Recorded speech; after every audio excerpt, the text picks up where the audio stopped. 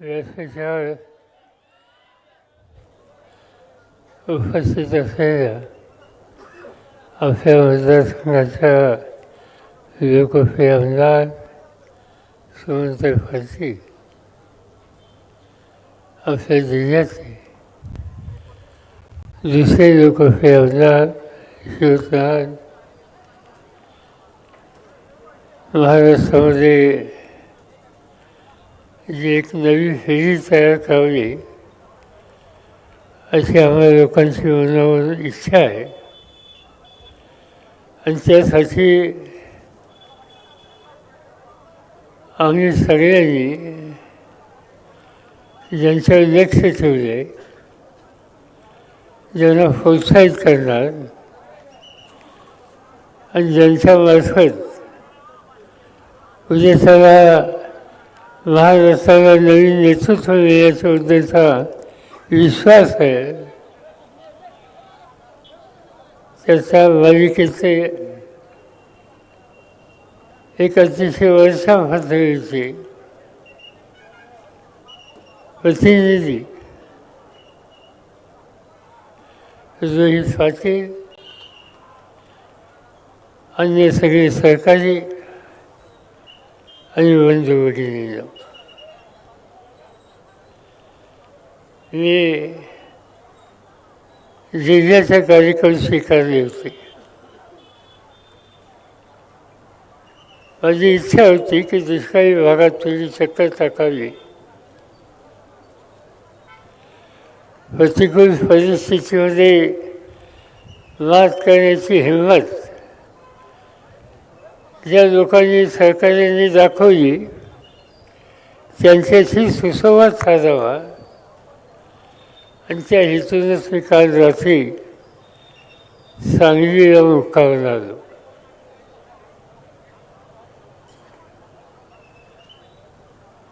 आल्याच्या नंतर जे काही प्रश्न आहेत ते समजून घ्यायचा प्रयत्न केला. पण माझ्या मनामध्ये एक गोष्ट पुन्हा पुन्हा येत होती की 10 वर्षाच्या पूर्वी तुमचा माझा सगळ्यांचा जीवाभावाचा एक सहकारी तो आकस्मिकपणानं आपल्यामध्ये निघून गेला. त्यांच्यामध्ये कर्तृत्व होतं, पार्श्वभूमी नेतृत्वाची नव्हती, सांस्कृतिक स्थिती सर्वसाधारण होती, पण हिंमत होती, निर्णय घ्यायची दृष्टी होती आणि निर्णय राबवण्याच्या संबंधीची ताकद त्याच्यामध्ये होती. आणि त्या व्यक्तीचं नाव आझाद पाटील. मला आठवतंय की मी सांगली जिल्ह्यामध्ये एकदा आलो असताना, बहुतेक तेव्हा मी मुख्यमंत्री होतो, आणि सांगलीच्या जिल्हा परिषदेमध्ये आक्रमकपणानं दुष्काळी भागाचे आणि अन्य लोकांचे आणि शेतीचे प्रश्न मांडणारा एक तरुण सभासद त्या जिल्हा परिषदेमध्ये होता. त्याची मांडणी, मतांचा आग्रह आणि स्वच्छ वैचारिक भूमिका ही बघितल्याच्या नंतर माझ्या मनात निश्चितपणानं गोष्ट आली की हे नाणं साधं सुद्धा नाही, हा बंदार उपाय आहे, हा कुठेही चालल्याशिवाय राहणार नाही आणि याच्यावर लक्ष ठेवलं पाहिजे. महाराष्ट्राच्या विधानसभेमध्ये त्यांना संधी देण्यात आली आणि मोठ्या मताने ते निवडून आले. आमदार म्हणून काम करत असताना आपल्या कामाची कर्तृत्वाची चुणूक त्यांनी सुरुवातीच्या काळामध्ये दाखवली. त्यांचं नाव लौकिक वाढला. पुन्हा संधी मिळाली. संधी मिळाल्याच्या नंतर 2 पक्षांचं सरकार होतं. त्याचा एक पक्ष हा माझ्या नेतृत्वाखालचा होता. निवडणूक झाल्याच्या नंतर कुणाशी चर्चा न करता मी काही तरुणांना फोन केले आणि मला आठवतंय की मी रात्री उशिरा आधार फासाला फोन केला आणि त्यांना सांगितलं उद्या मुंबईला यायचं. त्यांनी विचारलं काय कसली मिसिंग काही नाही. म्हटलं उद्या हजरला राजभवनवर जायचं आणि शपथ घ्यायची आणि मंत्रिपदाची जबाबदारी सांभाळली. त्यांच्याकडे खातं दिलं ग्रामीण विकासाचं. जयंत फासांना असाच फोन केला. त्यांच्याकडे खातं दिलं अर्थ खात्याची जबाबदारी. एक महाराष्ट्रात तरुणांचा संच महाराष्ट्राच्या सरकारमध्ये विधानसभेमध्ये आम्ही लोकांनी त्या काळामध्ये उभा केला. आणि मला सांगायला अभिमान वाटतो की माझी निवड ही 100% खरी ठरली. बरोबर. ग्रामविकास खात्याला एक प्रकारची गती द्यायची. खेड्यापाड्याच्या लोकांचे प्रश्न सोडवण्यासाठी नवीन धोरणं आखायची. ती आखत असताना गावाचा शेवटचा माणूससुद्धा त्या निर्णय प्रक्रियेमध्ये सहभागी करायचा. या सगळ्या गोष्टी आधाराने केल्या. आणि नंतरच्या काळामध्ये त्यांच्याकडं गृह खात्याची जबाबदारी दिली. ही जबाबदारी घेतल्याच्या नंतर गुन्हेगारीवर आवड आणि शेतकऱ्याची लूट करणारा जो वर्ग आहे त्याच्यावर आवड या संबंधीची आपली कारकीर्द ही लोकांच्या लक्षात राहील. या प्रकारचं काम त्यावेळी त्यांनी केलेलं होतं. ते निघून गेले. पण समज महाराष्ट्र हरवला. एक कर्तृत्वान स्वच्छचारित्याचा दृष्टी असलेला आणि ज्याच्या भवितव्यामध्ये महाराष्ट्राचं भवितव्य आम्ही पाहत होतो असा हा जीवाभावाचा सहकारी निघून गेला. याची अस्वस्थता होती. आनंद आहे की सोहनताईंनी आणि त्यानंतर अलीकडे मी बारकाईनं बघतोय रोहितनी ही कमतरता भरून काढण्याचा निर्धार केला आहे. तुम्हा सगळ्यांची साथ त्यांच्या पाठीशी कायम जावी ही आग्रहाची विनंती या ठिकाणी. तुम्ही काही चिंता करू नका. मी महाराष्ट्रामध्ये हिंडतोय. महाराष्ट्राच्या कानाकोपऱ्यामध्ये फिरतोय. लोकांना भेटतोय. नव्या पिढीला भेटतोय. आणि मला चित्र हे दिसतंय की महाराष्ट्राच्या जनतेनं महाराष्ट्रात परिवर्तन करायचा निकाल घेतलेला आहे. प्रधानमंत्री म्हणून मोदींचं राज्य आलं. 10 वर्ष आम्ही पाहिलं. त्या राजवटीमध्ये जी काही धोरणं आखली ती किती राज्याच्या आणि देशाच्या हिताची होती या संबंधीचे प्रश्न वादग्रस्त प्रश्न आहेत. सत्ता हातात आल्याच्या नंतर सत्ता ही विनयानं राबवायची असते.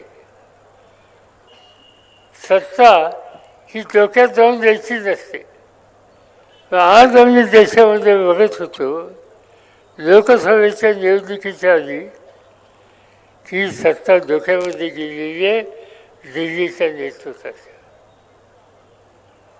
आणि ही डोक्यामध्ये गेलेली सत्ता ही खाली आणायची असेल, सत्ताधाऱ्याचे पाय जमिनीला टेकायचे असतील तर लोकांना बरोबर घेतलं पाहिजे, नव्या विश्वास दिला पाहिजे आणि त्या पद्धतीनं आम्ही लोकांनी कामाची पराकाष्ठा केली. एकत्र आलो, काँग्रेस पक्ष त्यांना बरोबर घेतलं, उद्धव ठाकरेंच्या नेतृत्वाखालचा पक्ष हा जवळ घेतला, एकत्रित निवडणूक लढवायचा निर्णय घेतला, जागेवर मतभेद नकोत म्हणून मी स्वतः फक्त 10 जागा लढवायची तयारी दाखवली. ज्या राज्यामध्ये आमच्या 6-7 सुद्धा जागा आलेल्या नव्हत्या त्या राज्यामध्ये या निवडणुकीमध्ये तुम्ही लोकांनी 31 जागेवर आम्हा लोकांचा विजय केला 48 पैकी.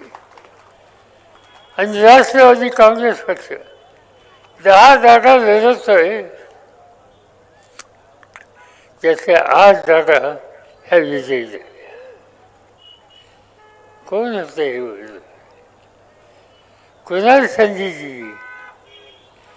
पारनेरसारखा दुष्काळी तालुका आणि त्या ठिकाणी दुष्काळी भागातल्या लोकांच्या मध्ये अहोरात्र प्रयत्न करणारा एक उमदा आणि स्वच्छ कार्यकर्ता,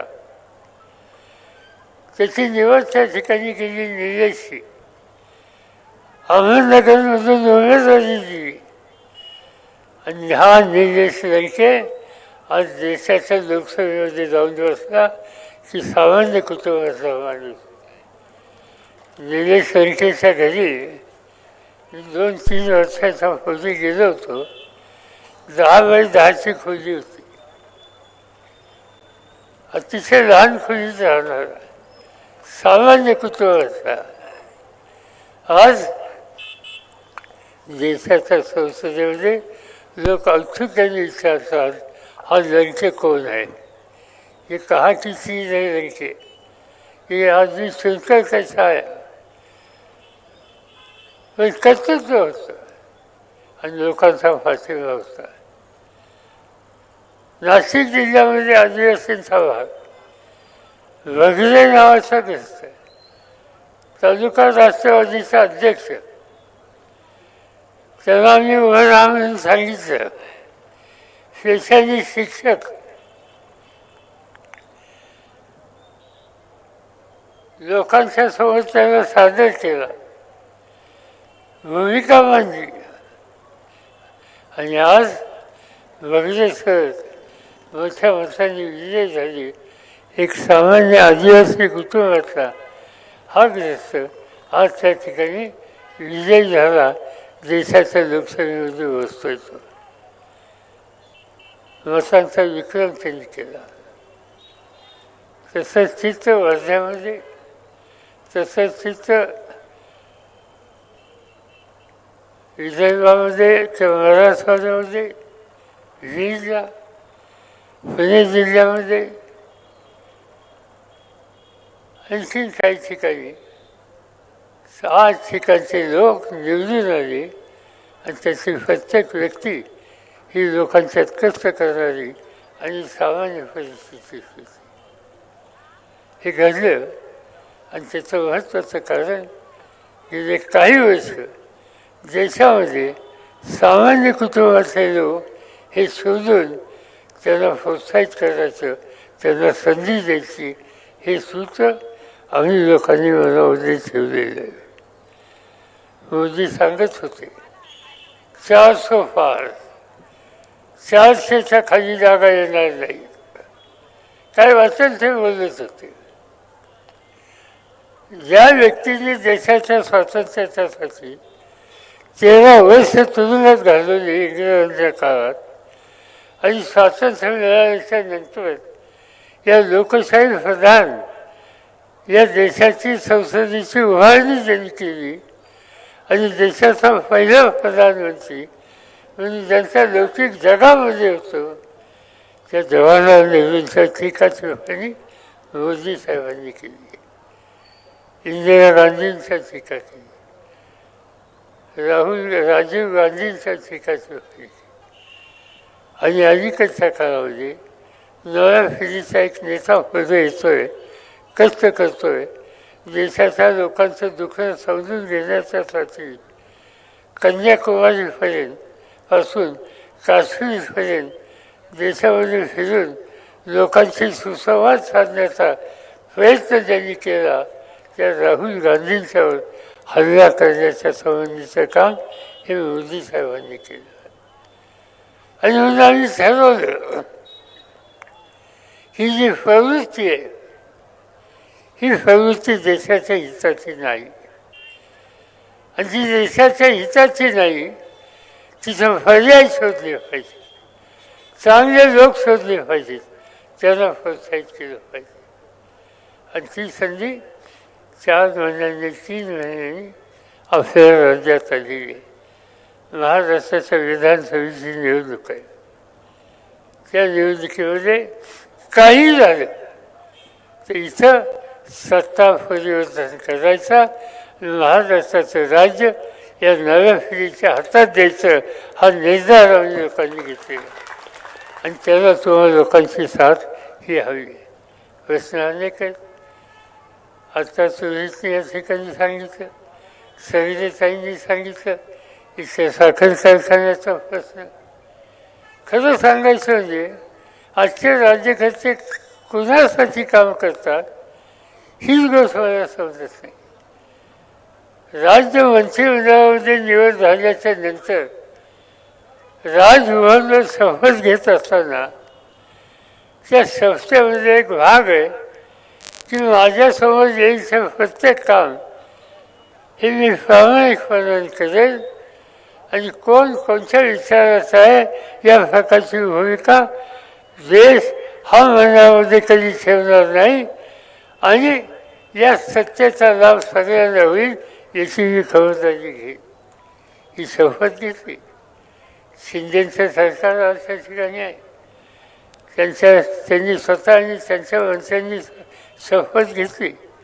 आता मला इथल्या कार्यकर्त्यांनी एक निवेदन दिलं महाकाली सरकारी साखर कारखान्याच्या संदर्भात. आणि दुसरं निवेदन माझ्याकडे आलं ते महाकाली सरकारी साखर कारखान्याच्या सध्याच्या जे चेअरमन आहेत अनिता सगळे यांच्याकडून. प्रश्न आहे, या कारखान्याचा प्रश्न आहे. अनेकांचे प्रश्न असतात पण ते सोडवायची तयारी दाखवावी लागते. महाराष्ट्र सरकारने 10 दिवसापूर्वी एक निकाल घेतला आणि 10 दिवसाच्या पूर्वी निकाल घेऊन त्यांनी महाराष्ट्रातल्या अडचणीत असलेल्या एकूण जे कारखाने आहेत त्या कारखान्यांच्या एकंदर संख्येपैकी 13 कारखान्यांना पाहिजे तेवढी मदत केली. माझी काही तक्रार नाही. कुणी अडचणीत असेल त्यांना जरूर मदत करा, पण जे बलवान आहेत त्यांना मदत केली जाते. आणि या दुष्काळी भागामध्ये एकेकाळी अत्यंत कठीण परिस्थितीमध्ये महाकाली कारखान्याची उभारणी झाली. काही संकट आली, त्या संकटातून या भागाच्या जनतेला ऊस उत्पादकांना आणि इथं काम करणाऱ्या कामगारांना बाहेर काढण्याच्यासाठी मदत करायची ही जबाबदारी महाराष्ट्र सरकारची होती. त्यांनी कारखाने निवडले 13 आणि त्या 13मध्ये तुमच्या कारखान्याची नोंद ही त्या ठिकाणी व्यक्तींची आलेली नाही. तुमच्या कारखान्याचा विचार हा त्यांनी त्याच्यामध्ये केला नाही. केला कोणाचा? नगर जिल्ह्यामध्ये ज्ञानेश्वर सकाळची साखर कारखाना आहे, चांगला कारखाना आहे, शक्तिशाली लोक आहेत, ऊस भरपूर आहे. त्यांना 150 कोटी दिले, 150 कोटी. शेजारी सातारमध्ये किसनजी साखर कारखाना त्यांना अडचणीत काढण्यासाठी 350 कोटी महाराष्ट्र सरकारने दिली. त्यांचाच एक लहानसा कारखाना खंडाळामध्ये आहे, त्याला 150 कोटी दिले. श्रीगंजाचा कारखाना आहे, त्यांना 110 कोटी दिले. तुमच्या शेजारच्या जिल्ह्यामध्ये तुम्हाला सगळ्यांना माहिती आहे, वारणेचा साखर कारखाना तात्यासाहेब कोल्यांचा वारणा साखर कारखाना एक शक्तिशाली कारखाना होता. अनेक उपक्रम त्यांनी राबवले. देशाच्या कारखान्याचं नाव होतं. त्या कारखान्याला बाहेर काढण्याच्यासाठी आजच्या महाराष्ट्र सरकारने 350 कोटी दिले. त्याच्यानंतर श्रीगंजाचा शिवाजीराव नागोरे कारखाना त्यांना 110 कोटी दिले. असे अनेक लोकांना पैशाची खेळत आज भारत सरकारने वाचली. तात्यासाहेब कोल्यांच्या कारखान्याला त्यांनी मदत केली, 350 कोटी दिले. माझी काही तक्रार नाही, तुम्ही द्या. कोणी संकटात असेल त्याला बाहेर करा, पण त्याच्यातला सगळ्यात अडचणीचा जो आहे, जो दुष्काळी भागातला आहे, की ज्या दुष्काळी भागामध्ये कारखानदारी नाही आणि अशा ठिकाणचा कारखाना कष्टाने भागातल्या जनतेने उभा केला, कधी दुष्काळाच्या संकटात सापडला आणि त्यामुळे त्या अडचणीत आला, त्याच्याकडे दुर्लक्ष करायचं आणि जे बलवान आहेत त्यांच्याकडे लक्ष द्यायचं. हा दृष्टिकोन, हा सामान्य माणसाच्या हिताची जपणूक आम्ही करू, ही जी शपथ घेतलेली आहे राजभवनावरची, त्या शपथ संस्थेची ही भूमिका सुसंगत राहिलेली नाही. आणि म्हणून आजच्या फरसाची शोधून करून घेणं याची आवश्यकता आहे. आम्हाला लोकांच्या हातात सत्ता नाही, पण मला दिसतंय की 3-4 महिन्याच्या नंतर महाराष्ट्राचा परिवर्तनाचा विचार हा पृथ्वीमध्ये आल्याच्या नंतर नक्की या ठिकाणी बदल होईल. आणि बदल आल्याच्या नंतर जे कुणी राज्यकर्ते असतील ते आम्हाला लोकांच्या विचाराचे असतील आणि त्यांच्यामार्फत पहिला महत्त्वाचा निर्णय या ठिकाणी साखर कारखानदारीच्या बद्दल नवीन घ्यावं लागेल.